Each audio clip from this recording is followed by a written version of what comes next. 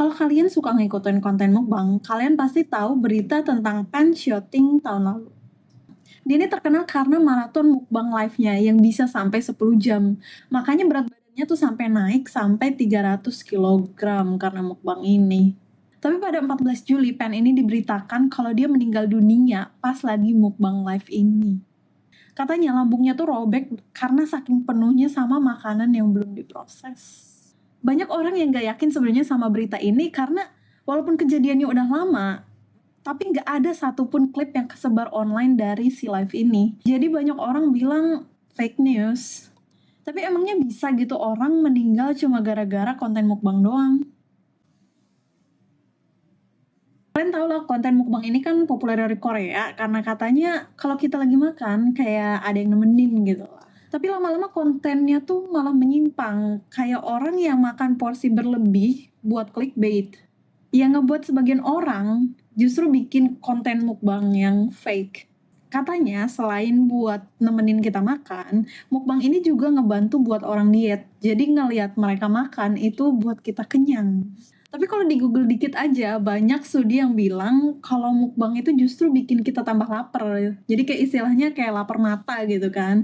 Jadi semakin ditonton justru semakin lapar. Aku bakal list studi dari Universitas Cornell di bawah kalau kalian tertarik. Yang isinya tuh, current study did not find evidence that support the notion that watching the mukbang is an effective diet strategy. Tapi selain itu mungkin ada sebagian orang yang tertarik sama konten mukbang karena konten ASMR orang ngunyah atau makan gitu kan. Tapi sebagian lainnya itu karena konten fat.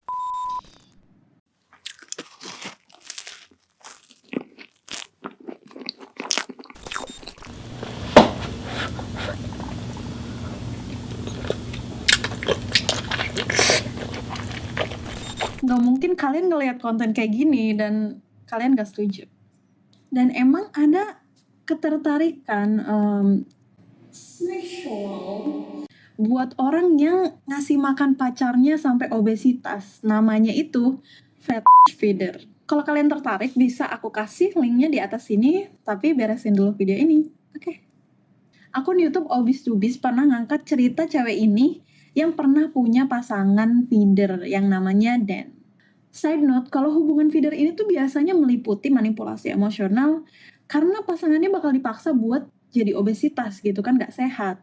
Jadi di beberapa bulan pertama cowoknya tuh bakalan muji-muji, bakalan love bomb biar si ceweknya tuh baper dulu gitu sama dia. Kayak contohnya kalau misalkan ceweknya mikir, kayaknya aku gak makan dessert dulu deh hari ini. Terus si Dan ini bakalan bilang, jangan gitu dong sayang, kamu ini cantik apa adanya kok, ini makan dessertnya. Dan baru 5 bulan aja pacaran, Dan itu ngajak buat pacarnya buat tinggal bareng.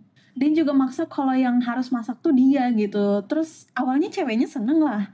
Tapi ternyata yang dia masak selalu makanan berkalori tinggi. Jadi dia berasa bengah gitu kan, perutnya gak enak, dia jadi gak fit, jadi tambah berat badan. Dan ngelihat hal itu si Dan tuh bakalan ngelus-ngelus perut pacarnya sambil bilang kayak, kamu seksi banget sih sayang. Tapi untungnya karena kerjaan si ceweknya tuh kayak agak berat dan lumayan aktif, berat badannya tuh gak begitu naik, paling cuma kayak 120 kg. Si Dan tuh sampai marah gitu kan, kamu ini diet ya? Makanan aku kamu muntahin ya? Mereka nih sampai gak berhubungan selama 2 bulan dan pas pasangannya ini nanya, si Dan tuh malah nunjukin Hungry Fat Chick sama Foodie Beauty konten mukbang obesitas. Dan si Dan bilang, aku ini bayar cewek-cewek ini buat bikin konten buat aku. Jadi aku gak butuh kamu lagi.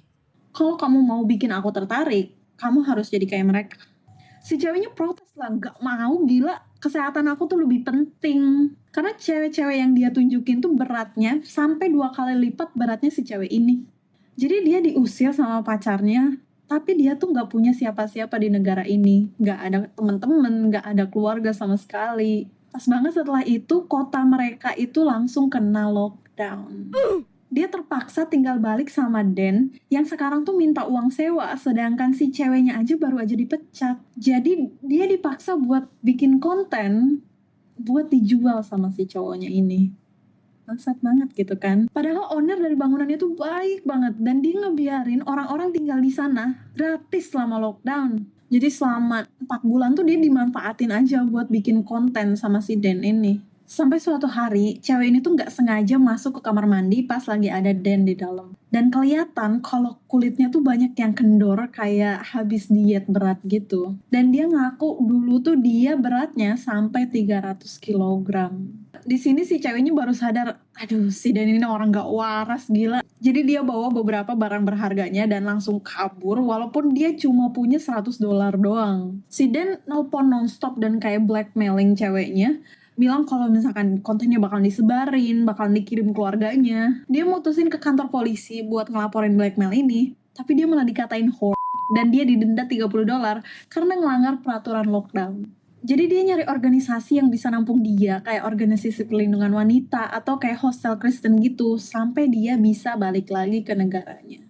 Masalah mukbang tuh jadi nyebar ke penontonnya yang make akun mereka sebagai content feeder, padahal obesitas itu punya banyak banget resiko penyakit, kayak penyakit jantung atau stroke karena tekanan darah tinggi dan tingkat kolesterol, terus diabetes tipe 2, kanker, penyakit sendi kayak osteoarthritis, bisa masalah bernafas juga kayak asma atau sleep apnea, sampai komplikasi kehamilan dan mental illness. Topik dampak negatif dari gerakan body positivity ini sebenarnya kurang diangkat, jadi ngebuat orang-orang tuh gak sadar batasnya di mana. Ada beberapa mukbang terkenal itu yang sampai meninggal dunia. Walau kisah mukbang yang di intro tadi bisa aja fake, tapi emang ada beberapa mukbang di dunia yang meninggal dunia di usia muda. Kayak Dan Sun Yishuan dari Cina, Edgar Landavert atau akun YouTube-nya Kayaya503, Taylor Gabbard atau akun TikTok-nya Wattlet69 yang meninggal dunia karena heart attack, Manoy Apatan atau akun YouTube-nya Dongs Apatan dari Filipina, dia meninggal dunia karena kata dokternya ada gumpalan darah di otak si Apatan ini yang ngebuat dia kena stroke.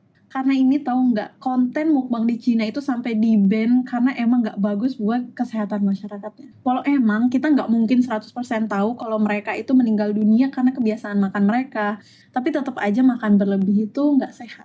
Semoga kalian suka sama kisah yang aku share, dan kalau kalian punya topik yang pengen aku bahas, boleh DM Instagram aku aja. Hai, don't forget to subscribe!